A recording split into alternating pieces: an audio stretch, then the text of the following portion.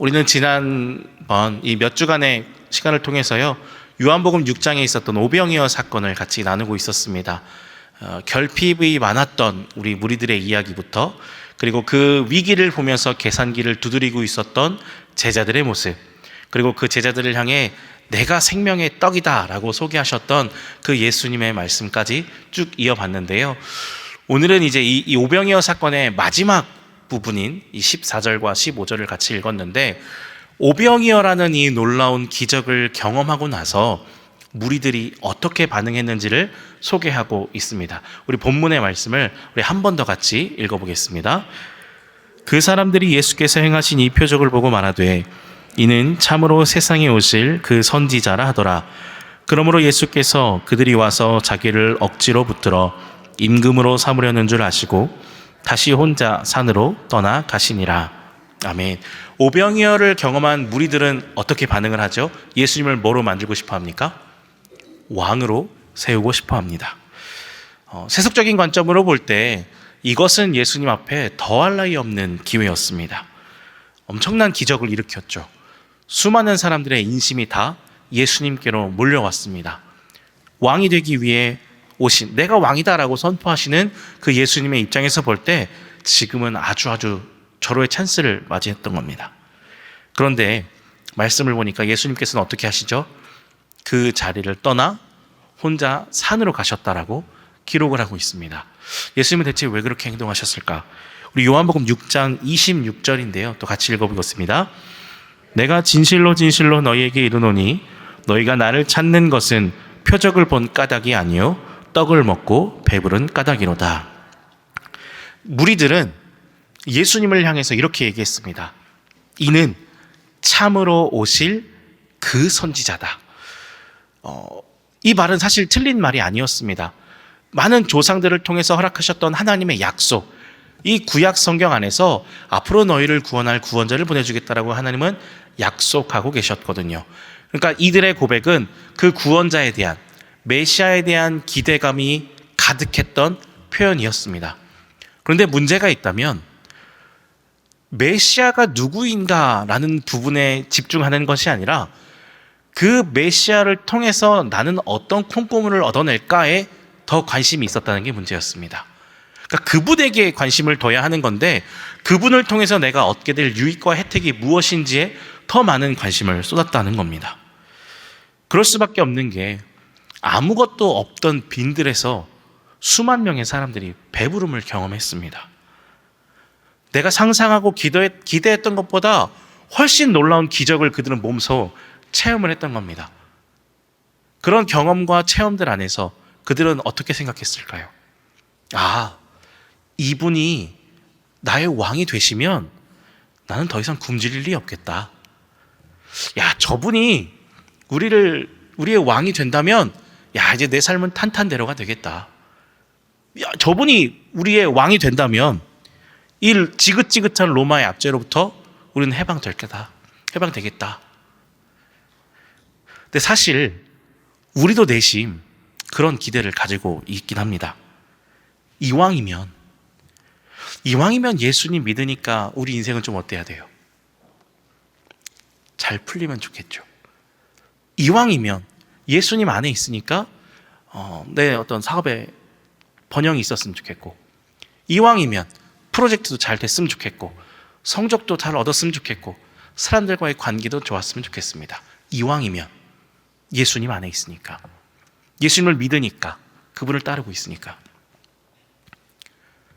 주님과 나와의 관계, 내가 어떻게 주님을 사랑할까, 내가 어떻게 주님을 더 따를까, 그런 주님과 나와의 관계의 관심보다 그분을 통해서, 그분을 따름을 통해서, 그를 믿는다는 이유로 내가 앞으로 얻게 될 혜택, 내가 앞으로 누리게 될 필요들, 여기에 우리는 더 많은 관심을 쏟고 있더라는 거죠.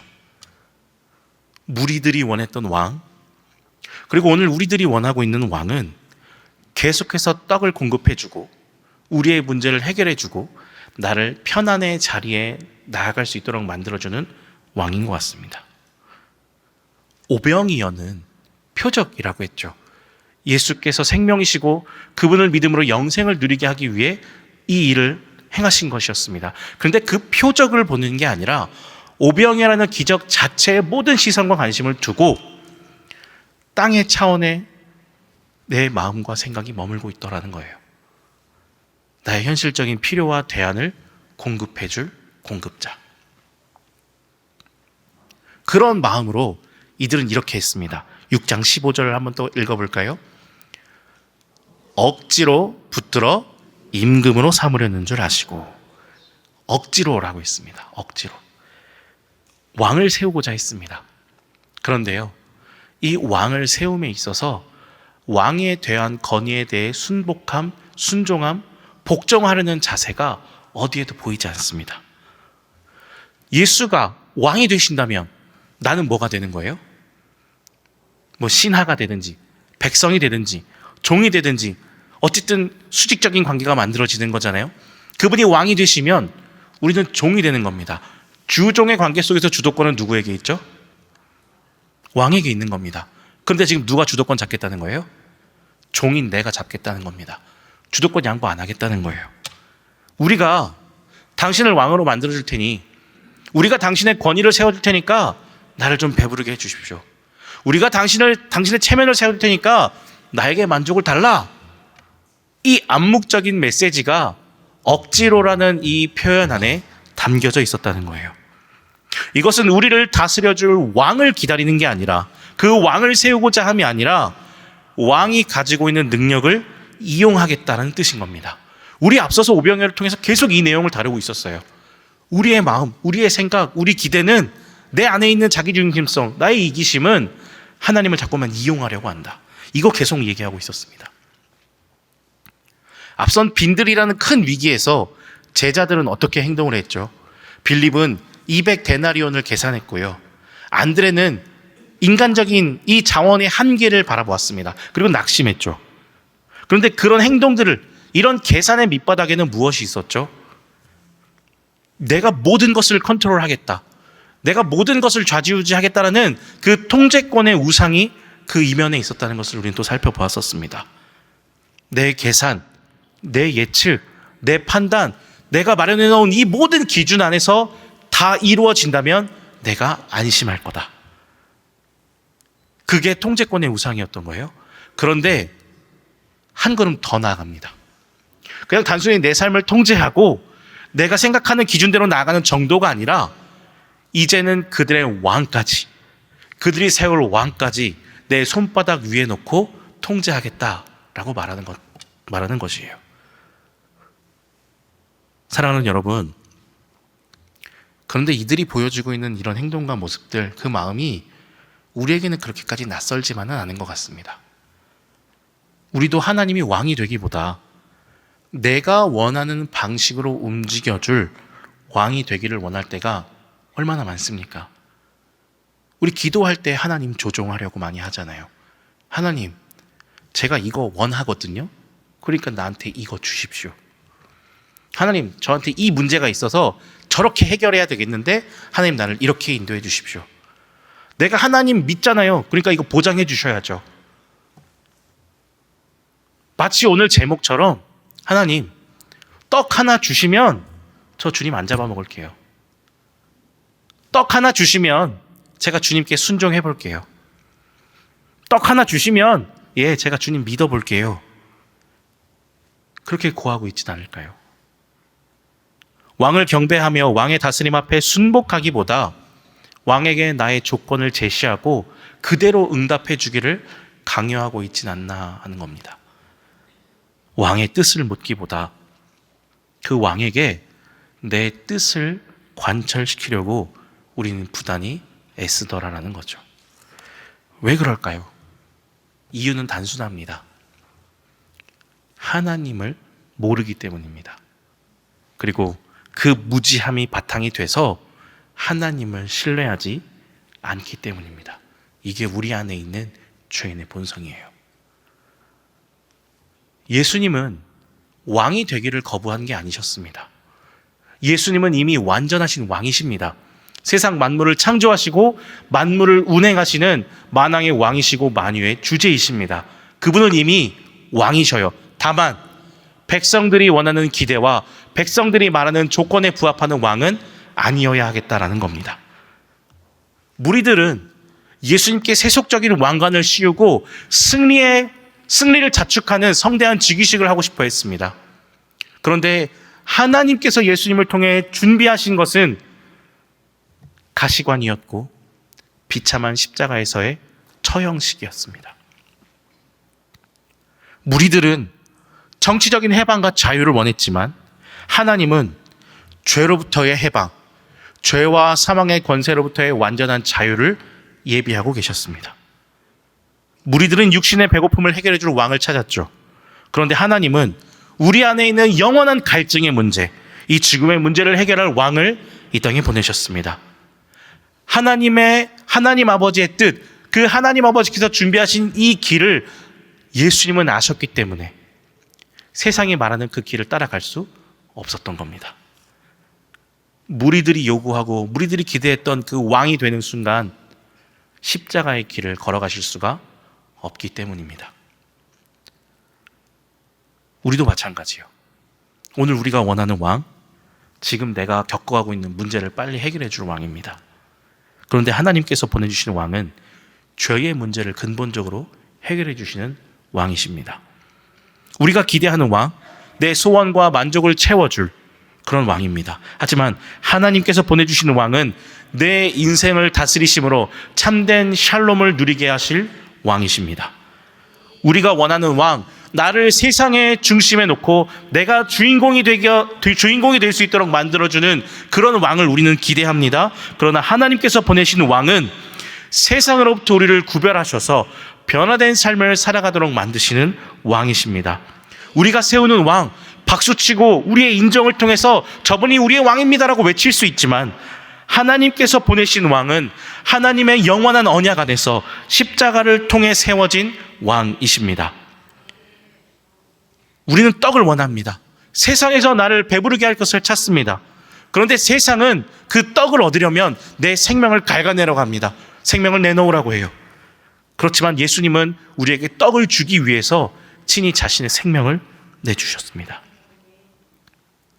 우리는 그분의 머리에 왕관을 씌우려고 했지만 주님은 자신의 머리에 가시관을 쓰셨습니다. 우리는 억지로 붙들어서 그를 왕으로 만들려고 하는데 그분은 자발적으로 십자가를 향해 나아가셨습니다. 우리는 배부름을 원하는데 주님은 우리에게 영원한 생명을 더하시고 우리를 살려주셨습니다.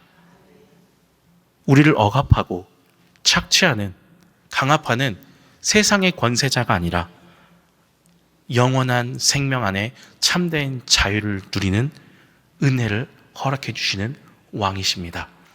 그분이 누구세요? 예수 그리스도십니다.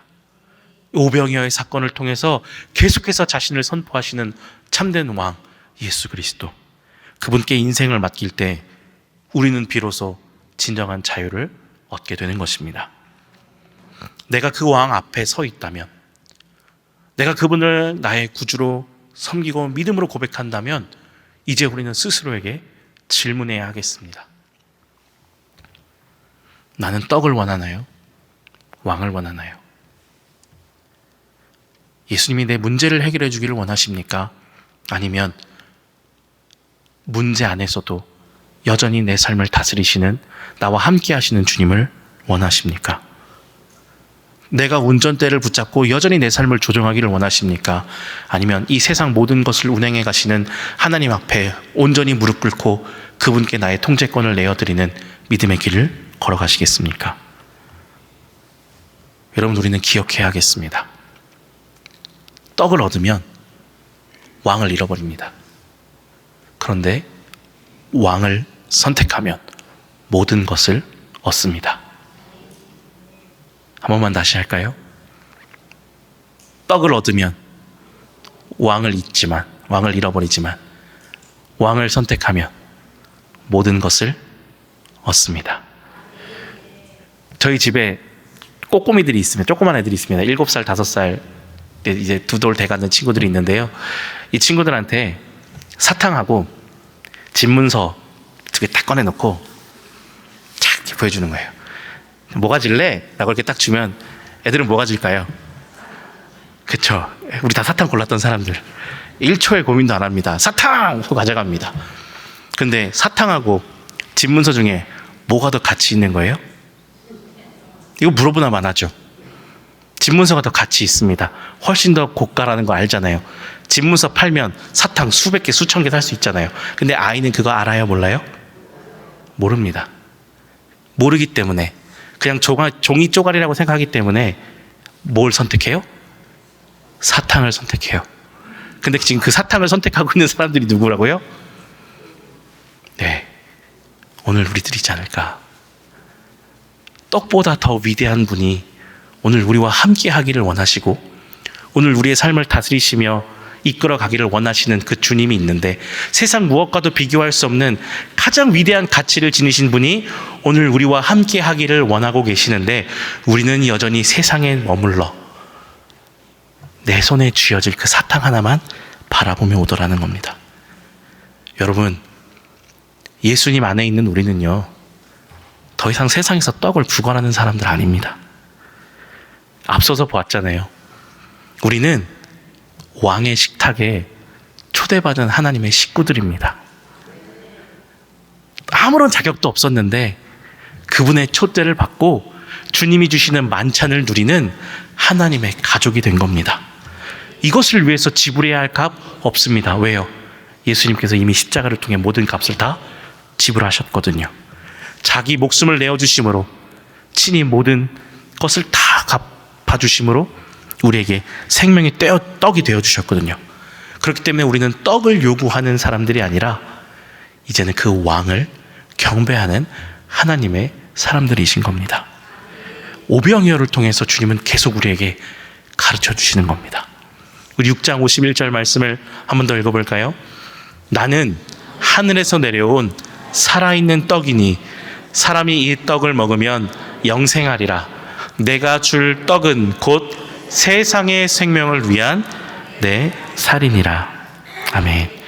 오늘은 종려주일입니다. 우리를 구원하시기 위해 이제 예루살렘으로 입성하시는 그 예수님을 찬양했던 날입니다. 그런데 성대한 즉위식을 위해서 지금 거기 들어가신 거 아니죠? 예수님께서 예루살렘으로 들어가신 건 오늘 우리를 구원하시기 위해 고난의 행군을 시작하신 겁니다. 대신 십자가를 지시기 위해, 우리 죄를 대속하시기 위해서 그 고난의 자리로 나아가시는 걸음입니다. 주님께서 걸어가신 그 고난의 걸음 때문에 우리는 뭘 얻었죠? 나음을 얻었습니다. 생명을 얻었죠. 그런데 이것은 단순한 생명이 아닙니다. 앞으로 있게 될 하나님의 엄중한 심판 앞에서 그저 심판을 면할 정도의 생명이 아닙니다. 독생자를 주셨으니 이는 그를 믿는 자마다 멸망하지 않고 어디까지 가요? 영생을 얻게 하는 것. 영원한 생명이 우리 가운데 주어져 있습니다. 하나님을 아버지라 부르며 그분의 가족 되어 주님이 허락하시는 은혜의 만찬을 누리는 영원한 생명. 이제 우리가 설교 후에 성찬 예식을 진행할 텐데, 나를 위해 찢기신 예수님의 그 은혜와 사랑을 감사하며 나의 죄를 또 고백하고 회개하는 시간이 되어졌으면 좋겠습니다. 근데 거기서 끝이 아니라 그것을 통해서 이루어진 더 놀라운 일, 나를 은혜의 가족 삼으시고 하나님을 아버지라 부르며 이 은혜의 만찬에 참여하게 하신 하나님의 그 영원한 생명의 은혜까지 감사함으로 고백하시는 그런 시간이 되었으면 좋겠습니다. 내가 주님을 왕으로 모십니다. 내가 주님을 주인으로 모십니다. 이전에 내 마음을 가득 채웠던 그런 세상의 것들 다 내어놓고 오직 주님만 존귀하게 모시겠습니다. 그렇게 믿음의 고백을 올려드리며 나아가는 우리의 모든 시간들 될 수 있기를 주님의 이름으로 간절히 축복합니다.